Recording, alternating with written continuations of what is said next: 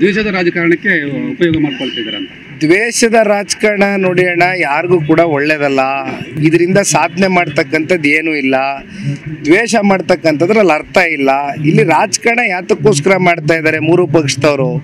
ಅಂತಿಮವಾಗಿ ಜನಗಳ ಪರವಾಗಿ ಅವಕಾಶ ಸಿಕ್ತಂಥ ಸಂದರ್ಭದಲ್ಲಿ ಒಳ್ಳೆ ಕೆಲಸ ಮಾಡಿ. ಅದನ್ನು ಬಿಟ್ಟು ನೀವು ಈ ರೀತಿ ದ್ವೇಷ ಮಾಡ್ಕೊಂಡು ಹೊರಟ್ರೆ ಮತ್ತು ಮುಂಬರ್ತಕ್ಕಂಥ ಸರ್ಕಾರಗಳು ಏನು ಮಾಡ್ತಾರೆ? ನೀವು ತೋರಿಸಿರ್ತಕ್ಕಂಥ ಆ ದಿನ ಅವರು ಕೂಡ ಫಾಲೋ ಮಾಡಬೇಕಾಗ್ತದಲ್ವಾ? ಬೇಕಾ ಅದು? ಆ ರೀತಿ ವ್ಯವಸ್ಥೆಗಳು ಬೇಕಾ? ನಮ್ಮ ರಾಜ್ಯದಲ್ಲಿ ಜನ ಅದನ್ನ ಅಪೇಕ್ಷೆ ಇಟ್ಕೊಂಡಿದಾರ? ಇವತ್ತಿನ ಕೋರ್ಟ್ ತೀರ್ಪು ಸರ್ಕಾರಕ್ಕೆ ಮುಖಭಂಗ ಆಗಿದೆ ಅಂತ ನಾನು ಹೇಳದ್ನಲ್ಲಣ್ಣ, ಕೋರ್ಟು ಏನೇ ತೀರ್ಮಾನ ತಗೊಂಡ್ರು, ಕೋರ್ಟು ಕಾನೂನಿಗಿಂತ ಯಾರು ನಾವು ದೊಡ್ಡವರಲ್ಲ.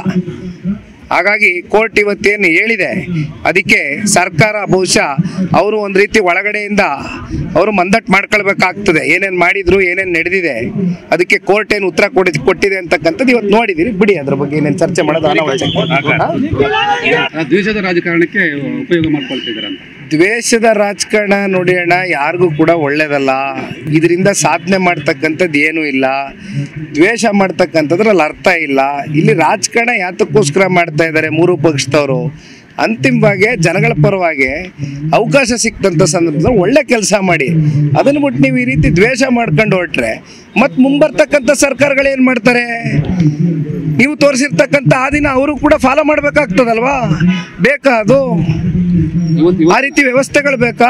ನಮ್ಮ ರಾಜ್ಯದಲ್ಲಿ ಜನ ಅದನ್ನ ಅಪೇಕ್ಷೆ ಇಟ್ಕೊಂಡಿದಾರ? ಇವತ್ತಿನ ಕೋರ್ಟ್ ತೀರ್ಪು ಸರ್ಕಾರಕ್ಕೆ ಮುಖಭಂಗ ಆಗಿದೆ ಅಂತ ನಾನು ಹೇಳದ್ನಲ್ಲಣ್ಣ, ಕೋರ್ಟು ಏನೇ ತೀರ್ಮಾನ ತಗೊಂಡ್ರು, ಕೋರ್ಟು ಕಾನೂನಿಗಿಂತ ಯಾರು ನಾವು ದೊಡ್ಡವರಲ್ಲ. ಹಾಗಾಗಿ ಕೋರ್ಟ್ ಇವತ್ತೇನು ಹೇಳಿದೆ ಅದಕ್ಕೆ ಸರ್ಕಾರ ಬಹುಶಃ ಅವರು ಒಂದು ರೀತಿ ಒಳಗಡೆಯಿಂದ ಅವರು ಮಂದಟ್ಟು ಮಾಡ್ಕೊಳ್ಬೇಕಾಗ್ತದೆ. ಏನೇನು ಮಾಡಿದ್ರು, ಏನೇನು ನಡೆದಿದೆ, ಅದಕ್ಕೆ ಕೋರ್ಟ್ ಏನು ಉತ್ತರ ಕೊಟ್ಟಿದೆ ಅಂತಕ್ಕಂಥದ್ದು ಇವತ್ತು ನೋಡಿದಿರಿ. ಬಿಡಿ, ಅದ್ರ ಬಗ್ಗೆ ಏನೇನು ಚರ್ಚೆ ಮಾಡೋದು ಅನಾವಶ್ಯಕ.